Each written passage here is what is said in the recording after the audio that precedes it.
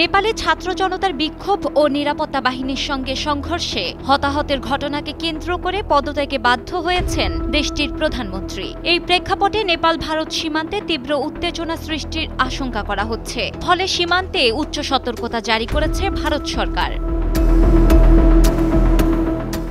ভারতীয় আধা সামরিক বাহিনী এসএসবির একজন কর্মকর্তা জানান, নেপালে বিক্ষোভের প্রেক্ষাপটে ভারত নেপাল সীমান্তে সতর্কতা জারি করা হয়েছে। পরিস্থিতি নিবিড়ভাবে পর্যবেক্ষণ করছে এসএসবি। অস্থিরতার জেরে ভারতীয় ভূখণ্ডে যে কোনো অনুপ্রবেশ রুখে দেওয়ার জন্য আমরা সর্বোচ্চ সতর্ক রয়েছি।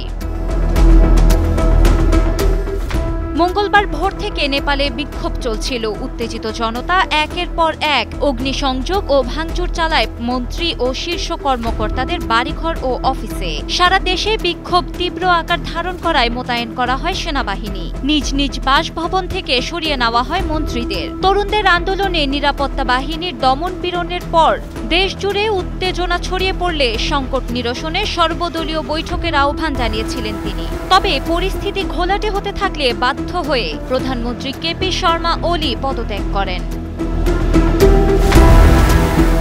এর আগে গত ৪ সেপ্টেম্বর থেকে সামাজিক যোগাযোগ মাধ্যম বন্ধের সিদ্ধান্ত।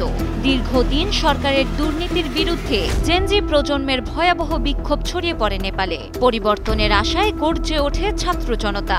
বিক্ষোভ দমনে দেশটির পুলিশ বিক্ষোভকারীদের লক্ষ্য করে রাবার বুলেট, টিয়ার গ্যাস এবং জলকামান নিক্ষেপ করে। বিক্ষোভকে কেন্দ্র করে সহিংসতায় ১৯ জন নিহতের খবর পাওয়া গেছে। ডেস্ক রিপোর্ট, সময়ের আলো।